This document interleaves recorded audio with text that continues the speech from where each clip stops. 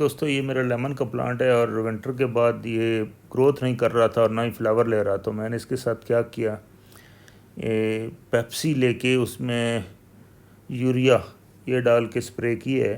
तो उसकी रीज़न क्या है बिहाइंड, मैं आपके साथ शेयर करना चाह रहा था कि जब ये चले जाते हैं डोरमेसी में और सारा प्रोसेस निकल जाता है, रुक जाता है, तो उस दौरान उसके बाद जैसे ही ये विंटर के बाद मौसम बहार आती है। लेकिन इस बार हुआ क्या है कि बहार तो इतनी आई नहीं है, एकदम गर्मी आनी शुरू हो गई है। तो प्लांट भी कंफ्यूज थे कि क्या हो गया। तो इसके जो फोटोसिंथेसिस होती है उस दौरान उसके अंदर सुक्रोज बनता है। सुक्रोज यानी कि शुगर, ग्लूकोज बनता है, और जो कि प्लांट के मुख्तलिफ़ हिस्सों में जाता है, फिर उसकी ग्रोथ करता है और उसकी रूटिंग और बॉडी के लीव्स और वो ग्रीन क्लोरोफिल उसमें वापस आता है। आप अगर देखें कि पत्तों में येलोइशपन है या और उसमें ट्रांसपेरेंसी थोड़ी सी ज़्यादा हो गई है, नहीं ग्रीनिश कम है, तो इसका मतलब है उसमें सुक्रोज की कमी है। तो मैंने एक एक्सपर्ट से बात की तो उसने मुझे एडवाइस की कि आप ऐसा करो कि इसमें पेप्सी ले लो और पेप्सी में थोड़ी सी यूरिया डाल के वो स्प्रे करो। हो सकता है कुछ फार्मूले में थोड़ा सा इधर उधर हो, लेकिन मैंने फिर ट्राई किया। मैंने कहा पहले मैं ही ट्राई करता हूँ फिर आपके साथ शेयर करूँगा। तो आज ये हम बना रहे हैं इसको। आधी पेप्सी निकाली है, छोटी शायद 1 लीटर की बोतल है, और उसमें से निकाल के इसमें 1.5 लीटर की बोतल में डिज़ोल्व करेंगे तो ताकि शेक करने में आसानी हो। उसके बाद इसको पूरा स्प्रे किया जाएगा।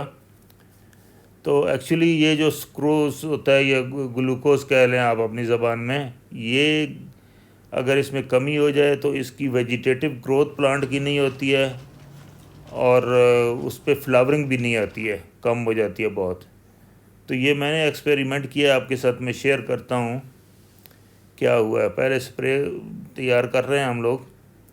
ये देखें अच्छी तरह हमने इसको मिक्स कप करना है और फिर बॉटल में डाल के ये प्लांट पे स्प्रे करना है।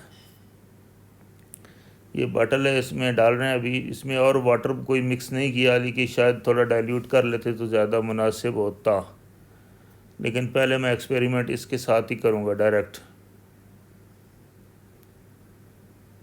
तो ये इस बॉटल में बंद करके अभी इसमें प्रेशर भर के स्प्रे करते हैं, फिर देखते हैं क्या रिज़ल्ट मिलता है।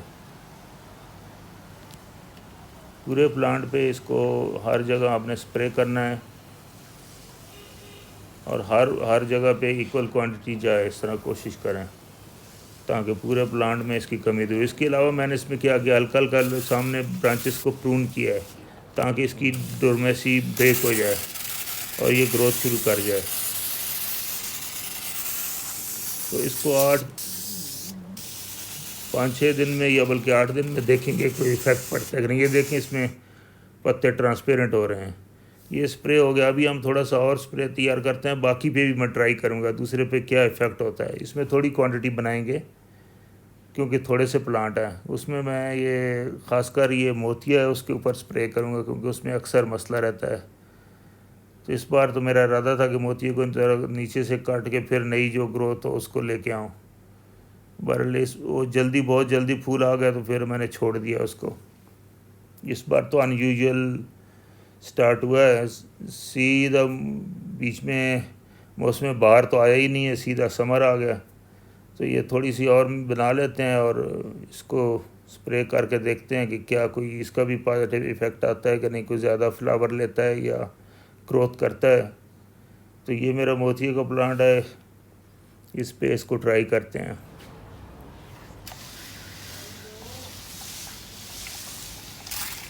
हल्का हल्का सा इस पे कर देंगे।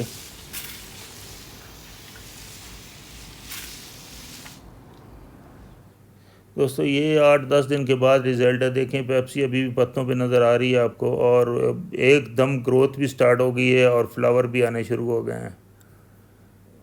तो ग्रोथ भी बहुत मैसिव किस्म की हुई है। ये देखें इसमें अगर गौर करें तो बहुत ग्रोथ भी है और फूल भी नज़र आ रहे हैं आपको।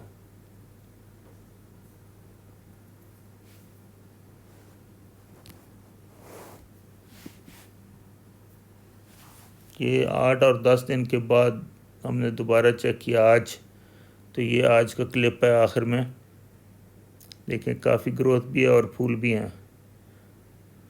दोस्तों ये आप अपना ट्राई कर सकते हैं। ये चीज़ भी एक तो नोट हो गई आपकी कि जब यूरिया और पेप्सी का मिलाएं तो वो सुक्रोज़ बनता है, और सुक्रोज़ इज़ ग्लूकोज जो कि प्लांट की ग्रोथ के लिए बहुत हेल्पफुल है। तो दोस्तों वीडियो को लाइक करें और चैनल को सब्सक्राइब करें। Thank you.